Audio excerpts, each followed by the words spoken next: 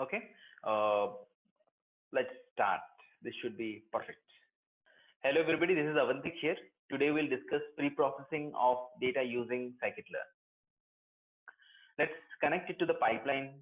Okay, first was business understanding, figuring out what you're trying to solve using machine learning and what is and how to get the data. Okay, that's what business understanding. Once you get the data, you need to clean it. You need to do some processing on it so that your visualization libraries like Matplotlib, Seaborn can actually show some interesting stuff out of it. Okay, so that is your visualization and getting the data ready for visualization or some maximizing the understanding of it is known as data wrangling. Okay, once you have done these three steps, you want to do some predictive analysis on the data. You want to apply some machine learning algorithms on it. But remember one point: you cannot apply machine learning algorithms directly on say text data. It does not understand text. You cannot apply it on images. It does not understand images. Okay, all it understands is numbers. So you basically have to convert whatever data you have received into vectors of numbers. Okay, that's what machine learning algorithms understand. Okay, so in this uh, module of ours, we'll be discussing different techniques of vectorizing the data. Okay, also there are certain assumptions that the algorithms or the machine learning libraries have when they use the data for training itself. Okay, for example, if you talk about some of the predictive algorithms, it needs data to be normalized before it is fed to it, so that it can show better results.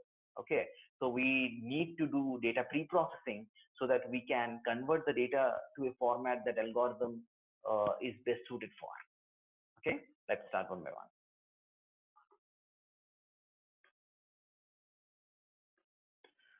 These are the things that we'll discuss: standard scaling, min-max scalars, robust scalars. Okay, normalization, binderization, encoding, categorical, that is ordinal and nominal features, imputation, polynomial features, custom transformers, text processing, count vectorizer, TF-IDF, hashing vectorizer, and using skimage. Okay, these are the things that we'll be covering in this module. Let's go to them one by one. Okay,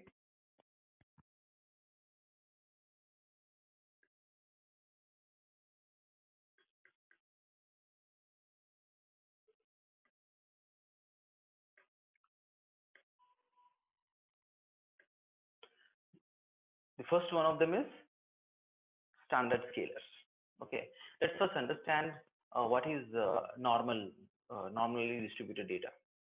Okay, so you might have seen earlier a data which has a Bell representation, or it is also known as Gaussian representation, right? So this is known as normally distributed data.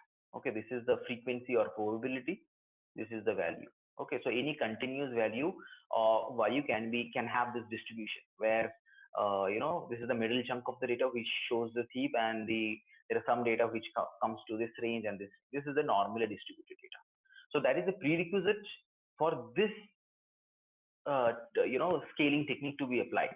Okay, so all these scaling techniques, these are known as transformers, or all the data pre-processing techniques, these are known as transformers.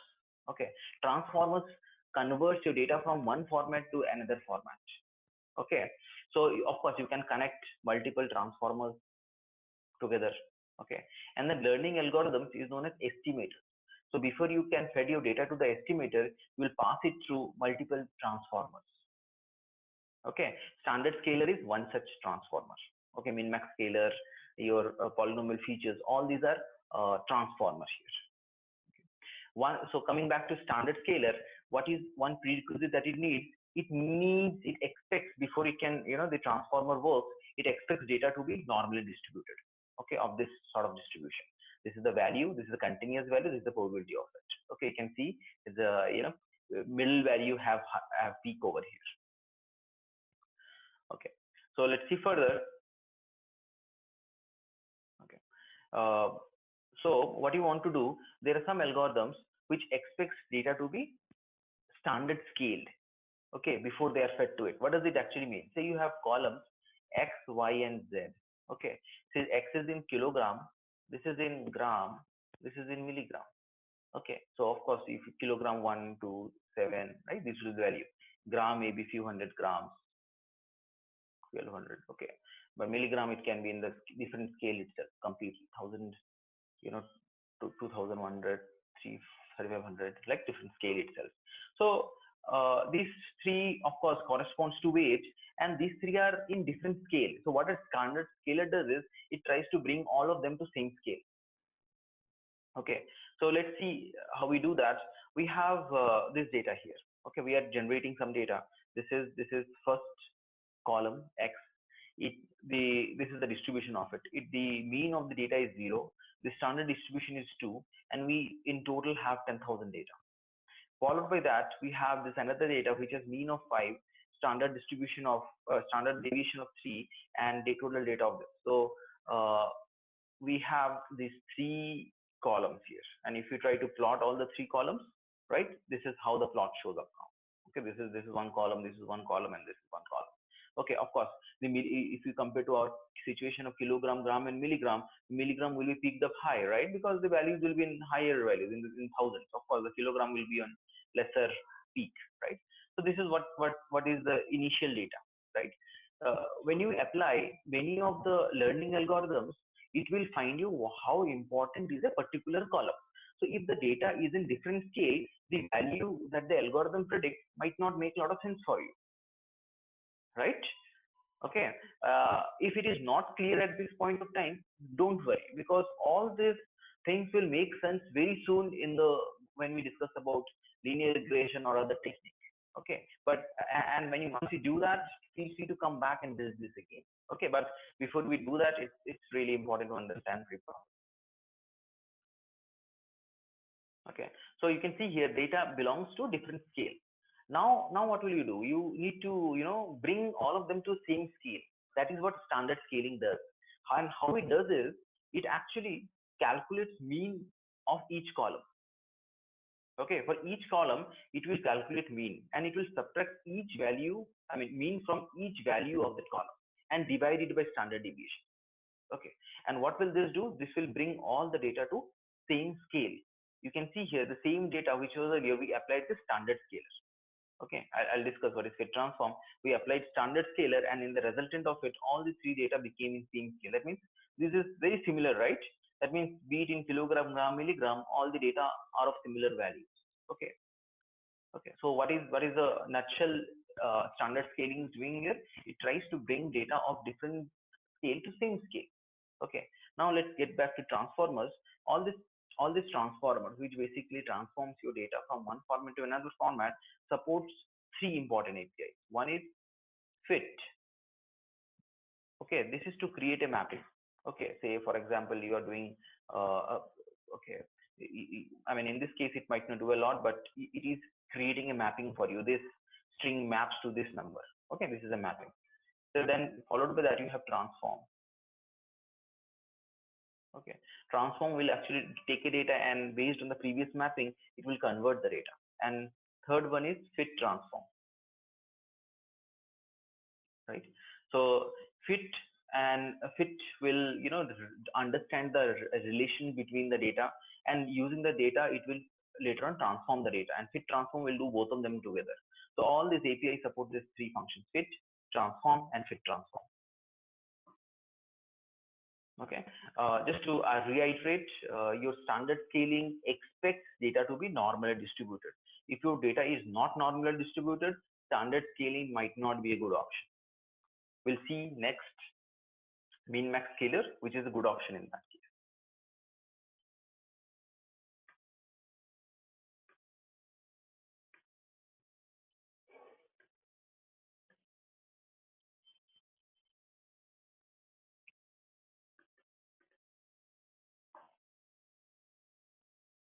The next one is min max scaler. It is one of the most popular data scaling technique. Okay, remember so far your standard scalers, your min max scalers, and the next few of them will be working on numbers. Okay, on continuous numbers. Okay, so what the limitation of standard scaling technique was, it is not applicable, or it is not best suited if the data is not normally distributed. Okay, so let's get to a situation when data is not normally distributed, and let's see how this works out. So let's generate some data which is not normally distributed.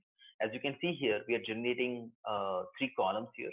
Okay, these are three columns: x1, x2, and x3. x1, x2, and x3. Okay, the x1 is positively skewed, x2 is negatively skewed, right?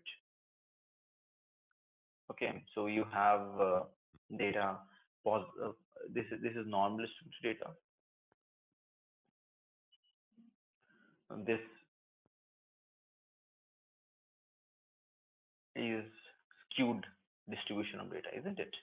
Okay, this is this can be either positively skewed or negatively skewed, right? So this is your distribution. So we have these three distribution of data. Okay, now what we intend to do is, of course, the data is not normally distributed, the standard scaling technique won't apply. So what you do in the situation, you'll use min-max scalars. Okay, what does min-max do to your data? It basically subtracts minimum data from each column, right? X1, x2, and x3. It will subtract the minimum value, and it will divide it by the difference between the maximum value and minimum value. What will this do to the data is the data will be now, in the range of 0 and 1. Okay, no matter what your data was in the beginning, now it came between 0 and 1. Okay, so that's what we are creating a min-max scalar instance, right? Similar to your standard scaling, we created a min-max scalar instance. We did a fit transform, so convert this data df to fit and transform together into data.df. And once we have done that, we want to visualize our data.df, and you can see here all the three data which was in differently skewed is in the same range here, right? Same range here, -1 to +1. Okay.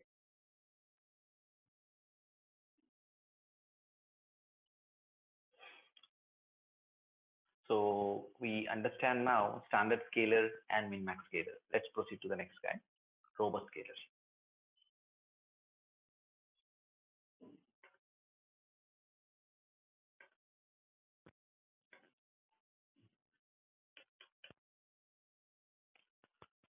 Let's understand robust scalar. We have dealt so far with standard scalar, min-max scalar. Let's see why do we need robust scalar at all.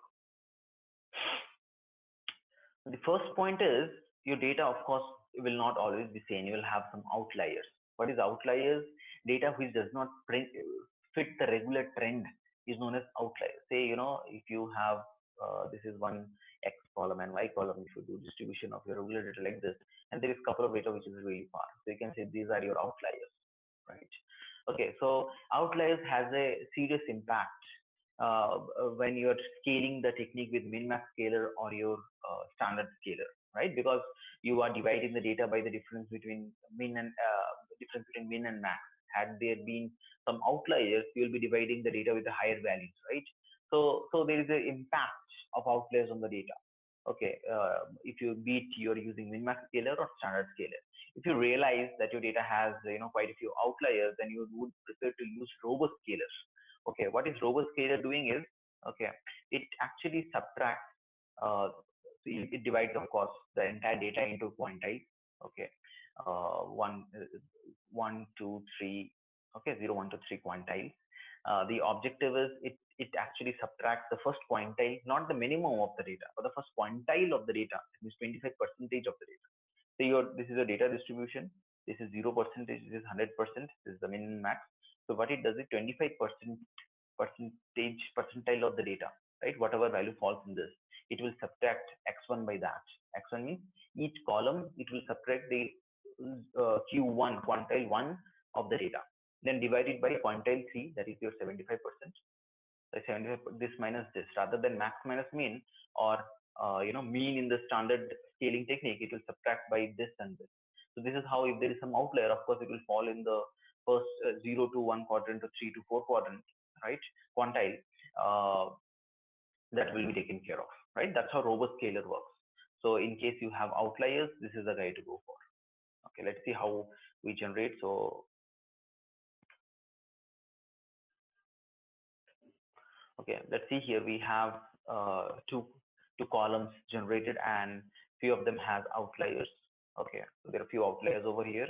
This is the normal. This is the mean is 20, standard deviation is 1, and there is 1,000 data. Okay, this is the general trend, and this is the outlier. This mean is 1 and standard deviation 125 points. That's why you see a lump over here. Okay, see a lump. Similarly, x2 is another column which has 50 as a mean of the data, 1 as standard deviation, and that's the lump here. So this is how the data is, right? Both the data. Now you really want to apply a robust scaling technique on this data to bring it in the same scale so that it works out and it is not impacted by the outliers. So you did a fit transform on using the same data. These are the columns, and this is what happens to the data now. Okay, so this guy works pretty well if there is some outliers in the data. Okay, let's get to the next scaling technique after this.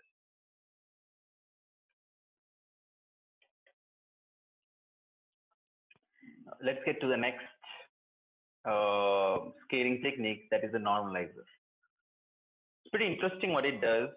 Okay, so let's see that. Let's generate some random data like this. We have three columns: x1, y1, and z1, right?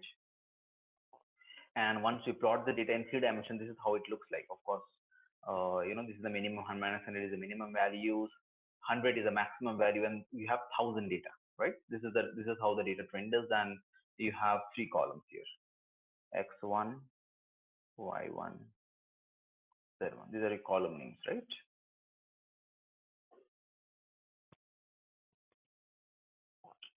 Okay. Now what we want to do is we want to centralize the data. Okay, bring it closer to Excel. Okay, say we want all the data to be at unit distance from the origin. Okay, if you imagine, in a 3-dimensional axis, and you can see it here, each data will be a point, isn't it? This being x-axis, this being y1, this is z1, right? These are your features. Okay, so this will be somewhere here, right? All these points. What we want is all the data to be, at a unit distance from the origin. This is what is normalization. Few of the learning algorithm expect the data in this format. So you basically would need to normalize the data. Let's see how it is done. So how it is done is you basically divide your data for each value by square root of, say this is value A, B, C. So the new value of this A will be A square plus B square plus C square. This is what it would be. Okay, so what will happen because of this, all the data will be at unit distance from the origin. It would look something like this, right? All data is at a unit distance from the origin, isn't it? Interesting, isn't it? Okay, same, you will, all this, scaling techniques, pre-processing methods, everything is present inside sklearn pre-processing. So is this guy normalizer. You're creating an instance of it, you're doing a data transformation.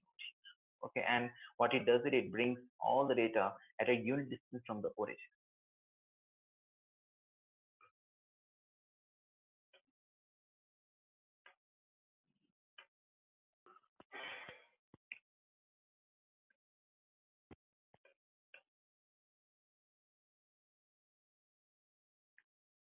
Okay, let's see the next method, binarization. As the name implies, it will convert your data into zeros and ones. Why do you need it? There are few algorithms to be named. One of them is Bernoulli's naive Bayes. We'll come across this when we'll discuss naive Bayes. It expects your data in Bernoulli distribution. Okay, what it means, data should be in zeros or ones. Okay, so given a particular data like this, okay, it can consist of any value. It needs to be converted to a data like this of zeros and ones. Okay, so what we do, we use this binarizer, which is present in the pre-processing library, create an instance of it, and of course do a fit transform after that. The data is now in this format. Okay, remember some of the algorithm expects it, so you have a inbuilt pre-processing binarization technique over here.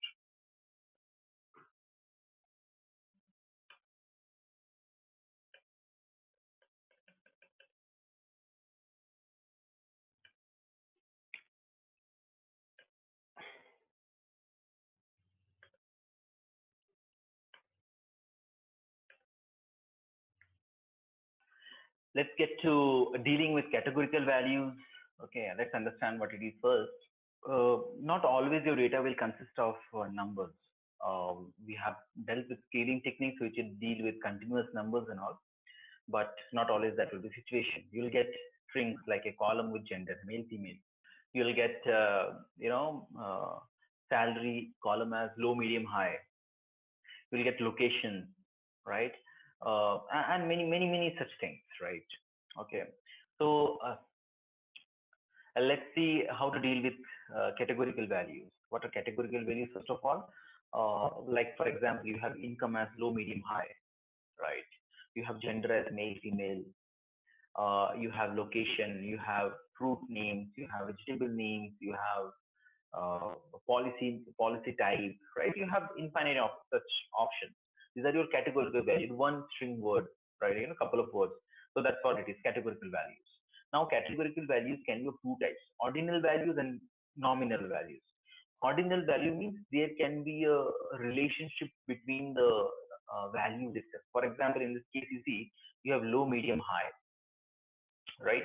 So of course, low should be lesser than medium and medium should be lesser than high. So okay, and remember your machine learning algorithms do not understand strings. It has to be converted into numbers. Okay, so here we learn how to convert this categorical values into numbers. So this is how our data frame looks like: age and income. Okay, so what we can do is you can create a mapping dictionary like this: low 1, medium 2, and high 3, and we can do this transformation over here. It will return you a column which has converted low to 1, medium to 2, and high to 3. We'll see how to put this in code later on. Now comes to the encoding part of nominal values, right? Nominal value means like male, female. There is no such order there. Okay, so remember, if you don't have an order and you put there 0 and 1, you're actually inducing some order, right? Which was fine as long as there is one order in it. That was the case with ordinal values, but for nominal values, this is not fine. What you have to do here is you actually have to uh, convert your data into one hot vector. Okay, what is one hot vector? So one hot vector means, say you have male, female. Okay, male, female. This is two options. So of course, if you make male 1, male 0, and female 1, or maybe 1 or 2, you're inducing some order, which is not true. So what is the correct thing to do here is you create two columns. One is male column, one is female column. Whenever the row is talking about male, you mark this as 1, this as 0, and otherwise like this, right? So this is what is known as one hot encoding. That means the entire vector will be only one entity will be present, be it male, female, only two values are there. Be it location, there can be 10 value, only one is present, rest of them is off. So this is one hot encoding technique. So for that, you have to use two transformers. One is label encoder, one is one hot encoder. Label encoder converts a string to number. It does not really take care of the order, just whatever comes first, it will convert a string to number. So we'll use first label encoder, and use after label encoder, it returns the gender column like this, 0. So made female 0, male 1, right? That's what it did. So it introduced a new column over here. But remember, this is what we don't want. We want in one hot encoded format. So we will now pass this particular column to your one hot encoder, and this is what it returns. First guy is male, right? So that is why this is 1, 0, 1. Second, first column is male, 0th column is female, right? So this is how the one hot encoding works, right? So just to reiterate, for encoding categorical values, based on the type of it, you might want to use different techniques. We'll see after this imputation.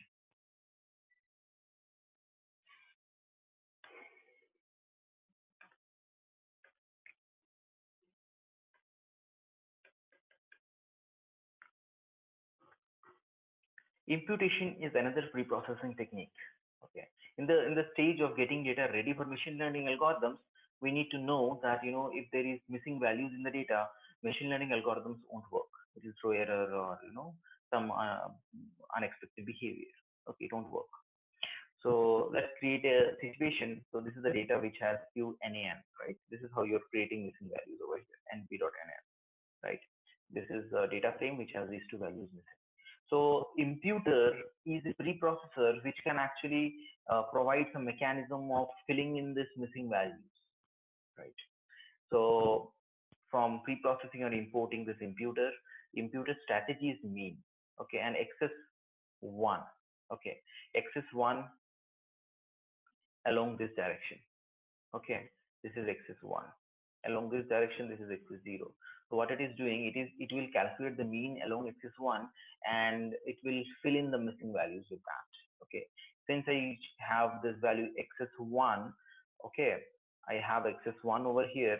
So say this guy, in this fourth column or fourth row, you have this guy missing and this value is 4, right? So of course 4 divided by 1, okay, that is 4 here, that is why we see 4. Okay, and this guy again 4 and this is missing here, so this guy is 4 here. If I change this to x is equal to 0, it will calculate mean along the column.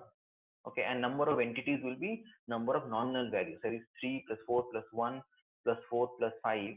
I think this boils down to 17 divided by 1, 2, 3, 4, 5, 5. So it should be something around 3.4.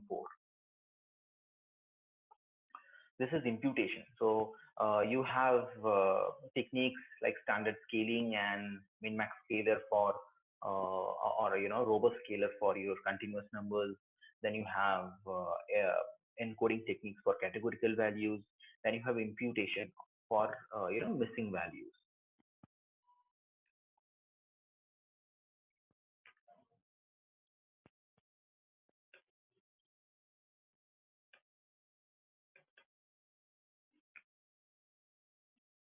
Polynomial features is the next pre-processing technique we'll be discussing about.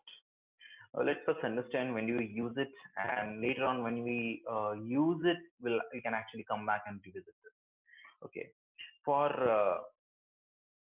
many algorithms, right? Say we have this column x and y. This is your independent column, and say this is your target, right?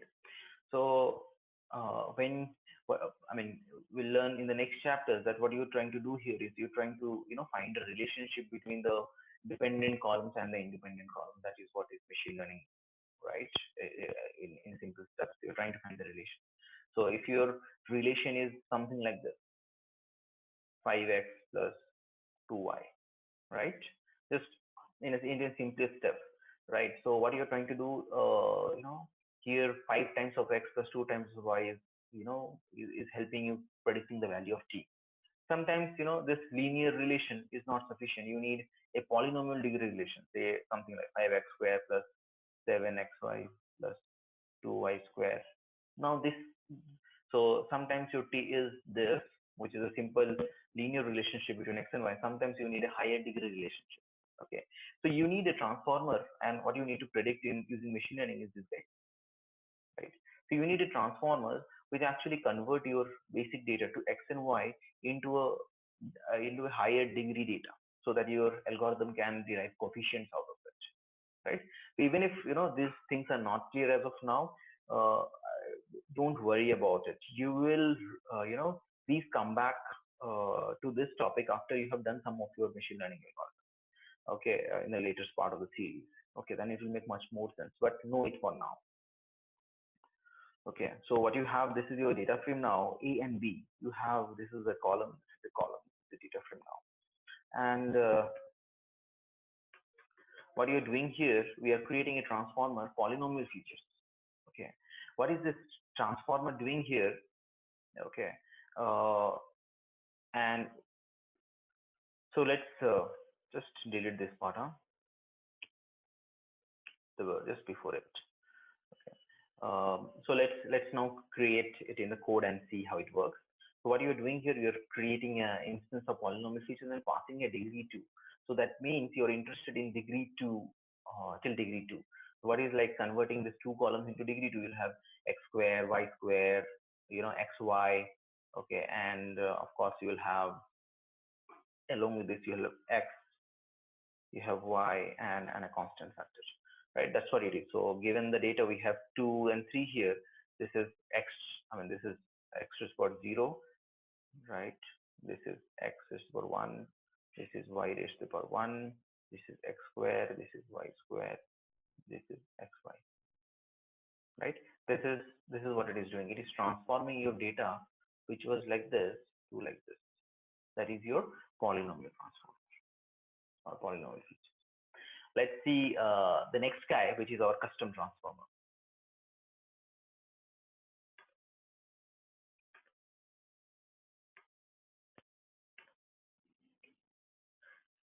Custom transformer. So not always whatever you need, what sort of transformation you need for your data is available in inbuilt scikit-learn.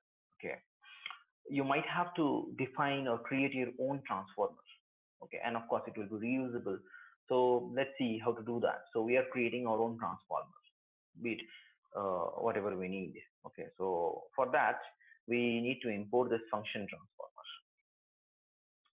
In function transformer, we have to pass two things. One is the mapping function over here, okay, which will basically take a column and do the transformation for it. Okay, this is another column and it will do the transformation, right? This is the mapping function. So our data frame has two columns, age and counter. This mapping function adds 2 to the age and multiplies to the counter, right? And validate is equal to false. You have to do, remember this, you have to do to take care of strings.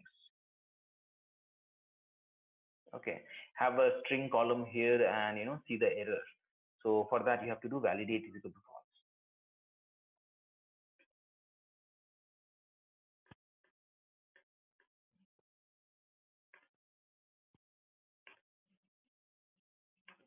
Okay, so once your transformer is created, the mapping function is ready and everything around it, you need to pass the data frame here, and you can see the change, the transform data frame you're getting. So you can design your own Python functions or do whatever you can, and okay, you can decide your own Python functions and all, and this transformer will actually transform your data from one format to another, right?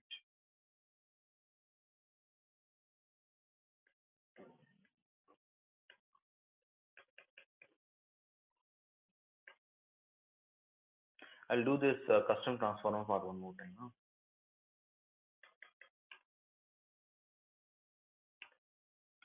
Huh? Next one is your custom transformer. Not always whatever transformation you need will be available in scikit-learn or any such library. You might have to design your own custom transformer. Okay, so for that you have to import function transformers from your preprocessing library. So it consumes the mapping function.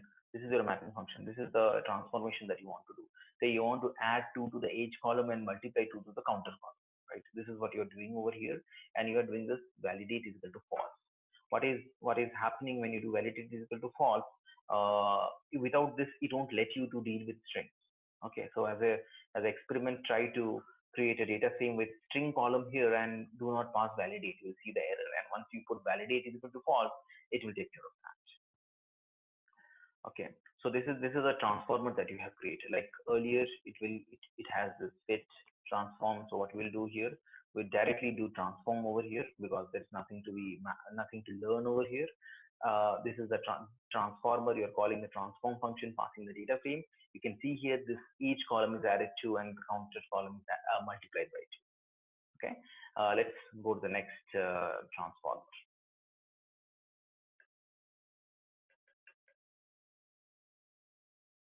Text, and text is something you'll deal a lot with.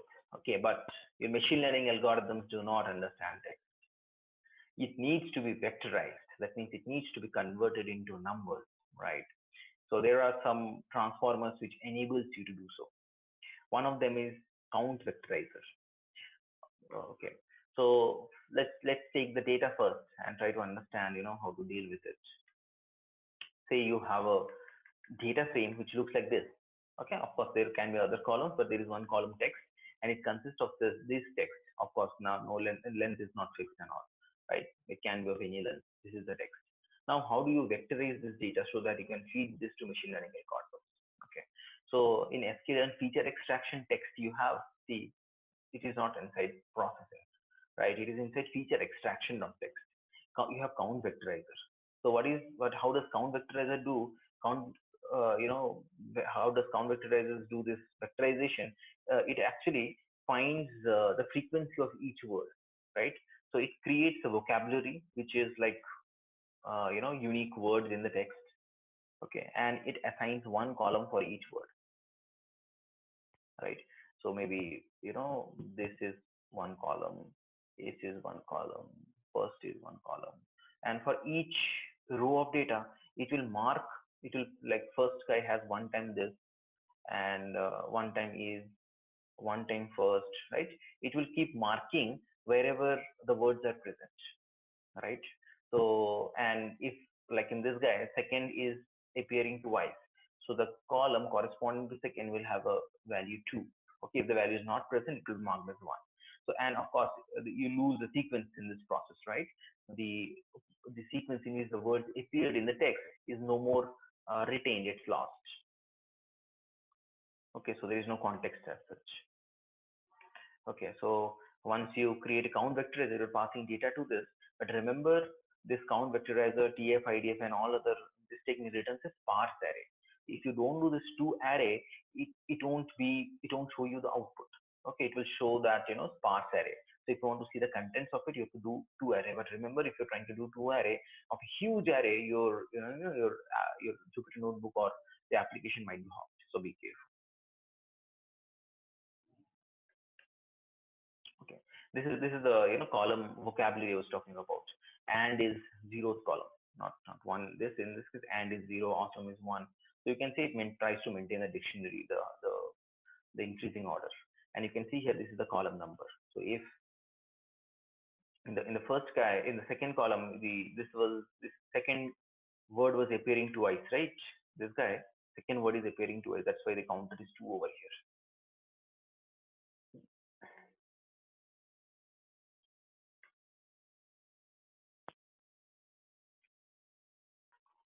Count vectorizer and the TF-IDF vectorizer and the following one, hashing vectorizer, takes a couple of important hyperparameters. We haven't dealt a lot with hyperparameters so far, but any such transformer or estimator takes this configurable parameter by which you will be configuring this transformers or estimator. This is known as hyperparameter. So count vectorizer, in this case, vocabulary is a hyperparameter over here. So when you mention vocabulary is equal to mission, food, and second, all other words do not matter anymore. So one column will be for mission, one column will be for food, one column will be for second, and none of the other words is getting considered. So you can see this, the second row itself again, only second column is present, nobody else, nothing else, right? So it is 0. So this is useful. So this vocabulary thing is useful when you're talking about vectorizing a text, which is a review comment for a bus service versus a review comment for a food service, right? Because words like tasty, fresh are important when you're talking about food, right? Food review. Okay, if somebody writes a review, the food is awesome, awesomely fresh. So you have the word awesome and fresh. So this is more suitable in terms of food industry, right? You will keep that in your vocabulary because you cannot have infinite words, right? In the number of columns. What was the number of words in English dictionary? The base words is around 3 lakhs. So you cannot have 3 lakhs and do the processing machine learning on top of it. So this is the way to minimize the column size. The other vocabulary and other hyperparameter is stop words, D and E. So these are the words you don't want to consider. So the final results will not have these things in it, right? D and E. Also, there is another hyperparameter, n-gram. N-gram means number of words that you are considering. So in n-gram, you can pass one or two. So let me show an example of n-gram.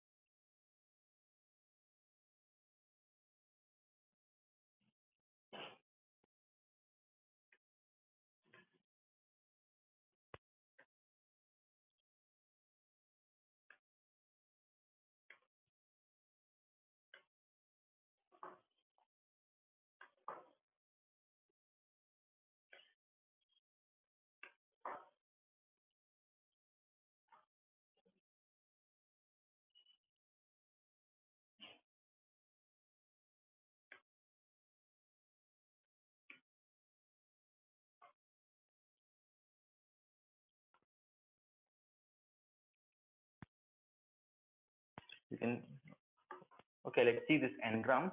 So what we have here is, this is what it looks like. So you can see earlier there were only, 9 words or so. Now after we increase the n-grams, this is what has happened. But what does it actually mean? If you do vocabulary, okay, it will actually show you, okay, single words are there, double words are also there. That's because n-gram ranges from 1 to 2, right? So you can see double words. That's why it increased, because sometimes words like not good is present, which is a negative feeling, negative sentiment, right?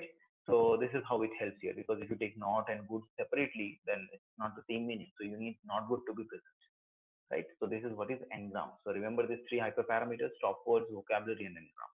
The same hyperparameters is applicable to TF-IDF vectorizer, which is our next transformer. TF-IDF vectorizer. Count vectorizer gave you the frequency of the word. Okay, it really didn't give you how much important that word is. Okay, this is the story. This is the riddle TF-IDF vectorizer is trying to solve here. So as we see here, okay, on applying TF-IDF vectorizer, it is returning value in the range of 0 and 1. So words or the numbers, words corresponding to which the value is closer to 1, that means those are important words. Now the question is, how does TF-IDF vectorizer figure out which one are the important words or which one are not important words? So so I'll use this term here, corpus. Corpus means collection of documents. Okay, you have a document and collection of document. So let's say you have a Wikipedia corpus where each of the document is talking about some celebrity. So if you find a document, if you find words like parliamentary and politician, and of course this will be important. These words will be important compared to the entire corpus, because the chances of this word being present in entire corpus is less compared to this document. So this is term frequency and inverse document frequency. How much important this word is to this document versus the entire corpus, right? Words like is, the, it will be appearing in this document as well as the entire corpus. That's what dilutes the importance of it. So you can see here the second word that is present, right? The second word, this guy second. So what happens is, this guy, since it is appearing 2 times and it's not nowhere else to be appeared, so this becomes a very important stuff, and that is where when you do TF-IDF vectorizer, you can find out the second. This is the second column. If you do get feature names, it will give you the columns, and second is this guy. So you can see it's pretty much close to 1. That means it is becoming very important. TF-IDF vectorizer, again a technique to vectorize a string. So you can have count vectorizer or TF-IDF vectorizer.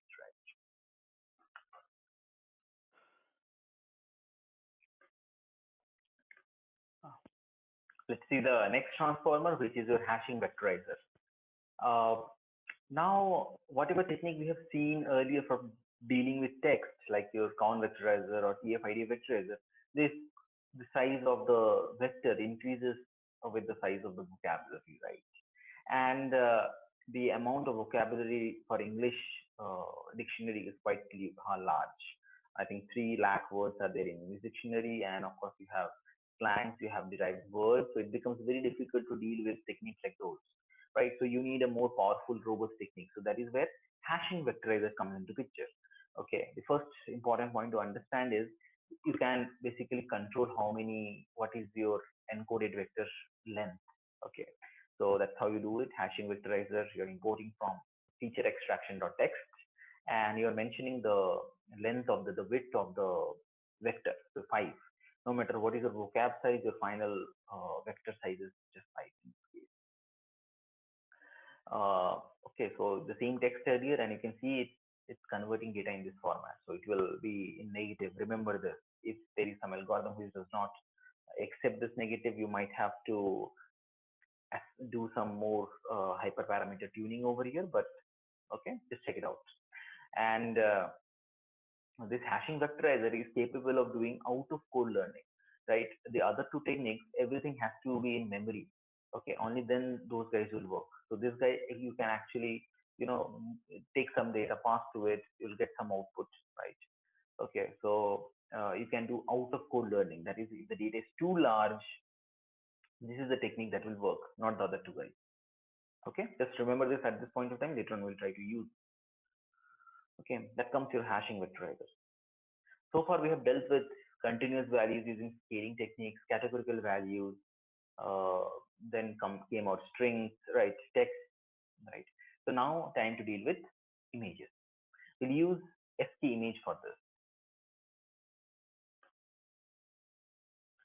Skimage is not installed by default in your system. So you might have to do pip install skimage to make the installation go through. Remember, let's first load a data and see how does the image look like. So skimage.io, im read and im show. This is to read the image from a file, right? This is the file. I'm trying to read the image, and I'm trying to see the shape over here.